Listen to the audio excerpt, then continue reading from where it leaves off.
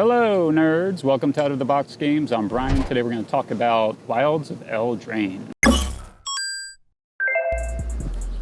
So first of all, the word is that there will be limited Planeswalkers moving forward. Something like just 1 or 2 walkers will be included in each new set now. If you're like me and you really like them, it's kind of a bummer, but at the same time, I guess you could argue the game's kind of oversaturated with them at this point. You could also argue that the game's probably oversaturated with everything at this point, maybe except battle cards. So hopefully, I like battle cards too, and I think they have a lot of promise, a lot of potential. So hopefully, if they're not developing walkers so much, they can focus that attention more on some really sweet battle cards. I think it's better to have 1 or 2 solid walkers than a whole slew of mediocre ones. But anyway, so let's talk about Wilds of Eldraine, some highlights. I think this set looks really good. I really dig the storybook theme. I like the original set as well. This one looks a little more polished maybe. Remember the original set of Eldraine launched probably the greatest artifact of all time, the Great Henge. So it gets you curious what might be coming out with this one. First of all, speaking of Planeswalkers, we have Ashiok, Wicked Manipulator, and I love Ashiok. I think it's a bizarre, ambiguous, ominous kind of character. Is it good or bad, a male, female? Nobody knows. It's kind of like Lolth, Spider Queen. The Queen creates 2 useful 2/1 spiders with reach. This one creates 2 1/1 nightmare creatures that ramp up whenever you exile cards. I love the flavor of this card, and the concept's really cool.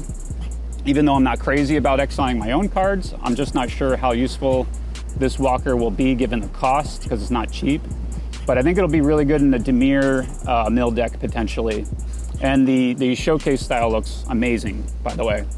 So we have a new cycle of dual lands, nothing new or exceptional here really, but these are creature/utility dual lands, which is kind of cool.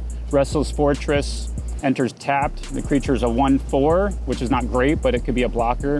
If it does attack, you get some life gain and life drain shenanigans going on. And it happens to be Orzhov, and I have a Orzhov deck, board wipe deck that needs all the creature lands it can get. So I'm kind of looking forward to that one personally. I'd argue more noteworthy is the borderless full art lands in this set. Man, they are amazing. Art's subjective, but I don't see how you can't dig this, man. It looks so good. For now, we only see 1 of each color. So, we get to look forward to revealing the next, but really excited about those personally. I think they look incredible. Can't emphasize that enough. There's some random reveals of interesting cards. You got Moonshaker Cavalry. It's a massive 8 mana cost. You get a 6/6 Spirit Knight with some pretty devastating ETB effects. You can maximize this card by running in a token deck. Cruel Somnophage is a nasty adventure card that should have a place in any Dimir mill deck. There's a Food Golem, Tough Cookie. Sounds really fun, flavorful. And then Sleight of Hand. Nice little 1-drop for blue. And it looks like it's also going to be the promo card for this set. So it's probably going to appear in the bundle, promo card for the bundle. Although we don't see the actual cards, we have some incredible artwork that has me really curious. One of them features Little Red Riding Hood whipping out a mini crossbow, kind of like Al Pacino. Say hello to my little friend, And then she's got these killer wicked wolves in the background with glowing pink eyes.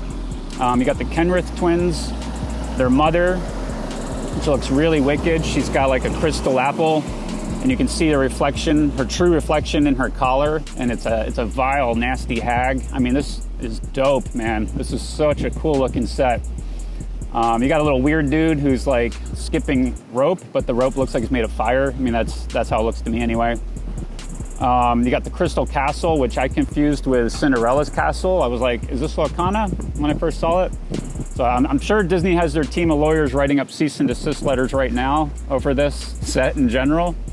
But anyway, maybe the castle turns into an ice creature or something. Maybe it's one of the dual utility creature lands. You got one art that's really bizarre. It's a half glazed donut with cherries as eyes and gummy worms as tentacles. and it looks very Freudian with sexual overtones. So I'm just gonna say something, kids, hide your kids, plug their ears. It looks like an anus with white stuff on it. We'll just leave it at that. It's pretty bizarre, but anyway, it's hilarious. I think it's funny. At any rate, I'm looking forward to see what these artworks are going to actually be as far as cards go. So we'll have to wait and see.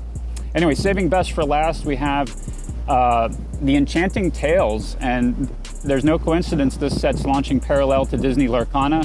WotC's trying hard to retain their base, given the competition, and competition is a beautiful thing. Being summer, you know, things slow down at this time of year for products like these. So, you know, WotC really has to make this set shine, and personally, I think it really does. I think this is looking to be a really polished set. Enchanting Tales offers 63 reprints. When you hear the first 8, spoilers, you're going to swear this is Commander Masters 2.0. We have Doubling Season, Greater Oromancy, Smothering Tithe, Rhystic Study, Curiosity, Necropotence, Aggravated Assault, and Prismatic Omen. I like that they have Curiosity mixed in subtly to let you know that they're not all going to be bangers, they're not all going to be value bombs, but damn, this set is looking cool. It's kind of confusing because it's like we just had some of these cards right now, literally not even released yet. They're going to be released later this week officially, but anyway, so the artwork on these cards, these Enchanted Tales cards, look amazing. I think they're killer. And just remember, there's 55 others that have yet to be revealed. So how you can hit these cards isn't yet clear, but I'm assuming they can be found in any of the sealed product for this set.